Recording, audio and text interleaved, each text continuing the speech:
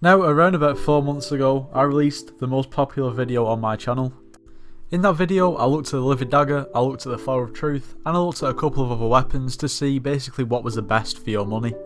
Granted, that video wasn't perfect, there was probably a few flaws with it. I'd like to put them right, and I'd like to revisit the topic: is the Livid Dagger still worth the coins, and is there anything better than it now? Obviously, since then there's been updates, there's been obviously new weapons, there's been changes to the game, so let's see how it fares now. To be honest with you, I think it's still going to be very strong. But just before we do get into the video, if you've not already subscribed to the channel, then what are you doing? Just subscribe, you've got nothing to lose.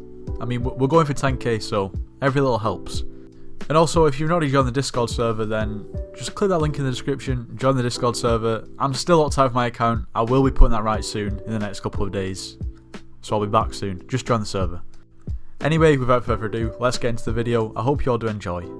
Side note, I am still on a bit of a dodgy setup at the moment, so my mic may sound a little bit different, and the gameplay might not be the smoothest in the world, but we'll try and get through it. So I think it would only be right if we actually start talking about the Livid Dagger to start off with. Now, this particular Livid Dagger cost around 32.5 mil. It has been my personal weapon of choice for a long time, it's just so consistent. And to be honest, the best things about this weapon is, number one, it does a lot of damage. Number two, it has a 100% bonus attack speed, so you don't have to worry about getting that up to 100%. You also have a 100% chance of getting a crit hit, so you don't have to worry about that either. And also, if you hit an enemy in the back, it does double damage, so it's really good all around. And I should also mention, the reason why this weapon is so expensive is because of the One For All enchantment. Now, the One For All enchantment just takes the weapon to a different level. The amount of consistent difference it actually does is ridiculous. Now, the next weapon that we will be comparing that Livid Dagger to is the Shadow Fury. Now, I have made a separate video on the Shadow Fury in the past, mainly because a lot of people in the comments of the original video that I made about the Livid Dagger weren't happy that I didn't include it in the comparison. So, you'll notice that this Shadow Fury has One For All on it as well, just for consistency. This particular weapon would set you back around 60 million coins, so just under double what the Livid Dagger will cost you, as like an equal comparison. Now, the Shadow Fury's ability, basically if you right click, you teleport behind your enemy, i.e. the mob, which is very good because not only do you have the element of surprise, they also don't really have time to hit you, and if you're one hitting it is really useful. It does also give you an extra 40 speed, which is really nice as well. In all honesty, I haven't really used this weapon too much, so it will be nice to actually test it out in comparison to the Livid Dagger directly. And the last weapon that we'll be testing out will be this Flower of Truth. Now, the first thing you'll probably notice about this Flower of Truth is that it doesn't have One For All, it actually has Soul Eater 5 instead. Now, I have made a video in the past comparing One For All to Soul Eater 5 on the Flower of Truth in particular, and I found that Soul Eater 5 was way better personally for me on the Flower of Truth. Obviously, One For All is always going to be more consistent, but it's just one thing. And for the Flower of Truth's right click ability, basically a right click, it shoots like a flower, which is described here as a heat seeking rose, which basically locks onto your enemy. Once it's hit one enemy, it can then transfer and hit 2 more enemies. Each time it hits the next enemy, it multiplies in damage, so it's really good for clearing.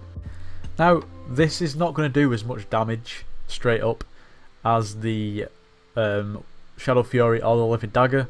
It may do against basically higher level mobs, maybe in dungeons, just purely because it's got Soul Eater, but for normal combat it's not going to do as much damage, as I will display in the test. Although this weapon is very good because it's very versatile, so there's pros and cons.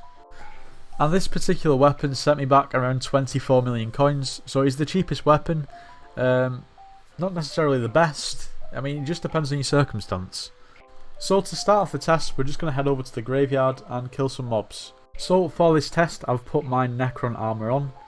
We've got our level 100 tiger pet, and then all of my accessories. Now, obviously, this is going to differ from player to player, level to level, weaponry to weaponry, armory to armory. So it's going to be different for everyone. It's just to give you a bit of an idea.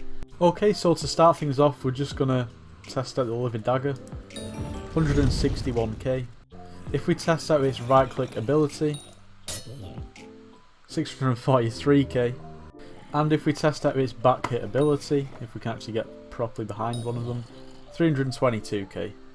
Now, as for the Shadow Fury, 232k, so a normal hit is, I mean, way higher with the Shadow Fury. Also, if we go to a fairly crowded area like this, and we just right click, you can see what it does. It's pretty cool, 230k damage every time. And as for the Flower of Truth, let's just left click, 89k, and now let's right click, 67k, 135, and as you can see it multiplies, so if we do it again, at the end it's doing 200k damage. And if we go down to the Crypt Ghouls, where they have slightly more health and a higher level, if we now just try out 123k, can actually get one to kill. Oh my god, holy FPS, 124k. As you can see, basically, the higher level the mob, the more health that the mob's got, the more damage the Soul Eater weapon will do, in this case the Flower of Truth. So if I was to do the test in dungeons, then I will be doing quite a lot of damage.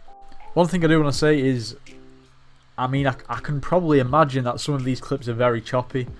If you don't know, at the moment I'm recording on a laptop that's not a gaming laptop. I'm currently not at home, so that's why it will be choppy. So I can't really do much about it. I need to try and get videos out. So I am sorry for the eyesores. Now, something else that you do have to consider about these weapons, especially the ones with One for All, is survivability.